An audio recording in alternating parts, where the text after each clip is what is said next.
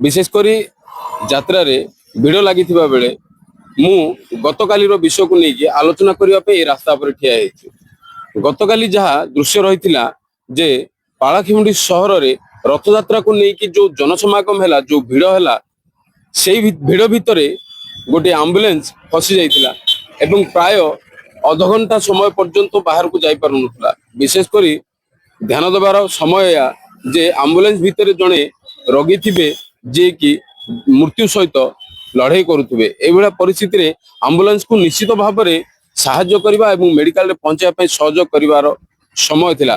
तथापि मानविकता कोठी ना कोठी हजि जाइतिला एवं आम्बुलेंस टी पहुंचबारे विलंब होतिला। विशेषकर जदि आपको नहीं अधिक आलोचना करबा आम्बुलेंस कहीं फसी जाइतिला ताहले निश्चित भाव में ये दुई तीन टा भूल देखा मिलूँ। प्रथम जदि कहबा गले रास्ता अणओसारिया बारंबार प्रशासन सहित लड़ाई होउची एवं बारंबार सरकार टंका मध्य मंजूर करुछंदी रास्ता को प्रशस्तीकरण करबा पई तथापि रास्ता प्रशस्तीकरण हो पारु नै। विशेषकर जदि ध्यान दिया जिवो जेतेबेले रथयात्रा कमिटी रथयात्रा को लेकिन आलोचना चक्र बसीथिला प्रशासन सहित पार्किंग प्लेस रो कौन व्यवस्था कला नै।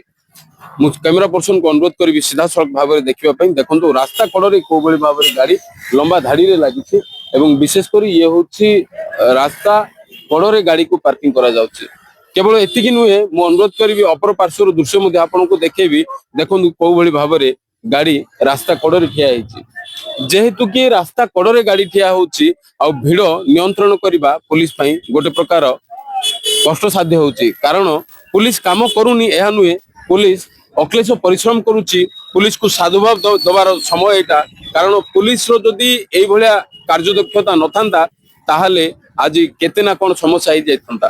कारण पुलिस तार काम करुवा लगी आज ए भलिया जनसंतोष रही एवं जनता सुविधा रे जाउछंदी आउछंदी। तथापि मु एटी कहया पे चाहिबी जेतेबेले यात्रा कमिटी प्रशासन को लेकिन जेतेबेले एक बैठक हेतिला से बैठक रे पार्किंग प्लेस कथा कहीं आलोचना करागला नहीं। जदि पार्किंग प्लेस आलोचना करा जाऊ नहीं ताहले निश्चित भाव में सहर प्रशस्तीकरण थिबो एवं बाईपास रास्ता मध्य थिबो।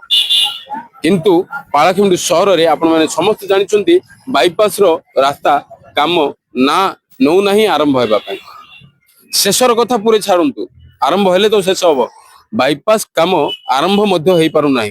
सरकार टंका मंजूर करूछंती सरकार को टंका आसुची पुणी फेरी जाउची केतबेले किए बाबू माने आसुचंती मापचुप करी जाउचंती आ कहउचंती काली काम आरंभ आसंदा काली काम आरंभ एहा ही चलीची कागज कलम रे ही रास्ता होची किंतु वास्तव रे बाईपास रास्ता टी हेई पारु नाही। विधायक आकु नै कि बारंबार प्रश्न उठाउचंती किंतु विधायक प्रश्न उठेबा धुआं बाण सदृश कारण विधायकों को बोधे प्रशासन ध्यान देहु नहीं विधायकों को बोधे प्रशासन मानु नहीं तेणु विधायकों कथा को मध्य एटी खातिर करा जाउ नहीं। विशेषकर जदि आमे अनुध्यान करिबा केवल बाईपास नुहे रास्ता सहर भितर थिबा रिंग रोड मध्य काम हो पारु नाही।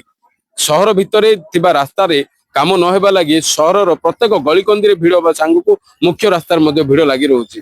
एई भली जदि भिड़ लागि रहइबो ताहले अजणा रे केते जीवन जे चली जीवो ताहार के टेर रखि परिबो नाही। कारण एम्बुलेंस रे जने रोगीटी जाउची एवं सी जेतेबेले मेडिकल रे पहुंचबो तार जो समय सीमा थिबो से भितर पहुंच पारिबन जदि ताहले तार जीवन भी चली जीवो। तेणु मु अनुरोध करिबी जिला प्रशासन को जे एथि प्रति ध्यान दियंतु एवं जो विधायक बाबू जो एमपी महोदय आमे जाको निर्वाचित करिछु भोट देकी सेमाननको मध्य मु अनुरोध करिबी जे एई जो परिस्थिति पालाखिमुंडी सहर भितर उपजुची ता प्रति टिके गुरुत्व आरोप करंतु एवं जेमिति ट्रैफिक समस्या सुधार आसी परिबो सेति प्रति ध्यान दिया जाऊ। गजपति जिला पालाखिमुंडी सहरर रथयात्रा प्रांगणरू सुदीप प्रधान को रिपोर्ट ओडिशा न्यूज 5।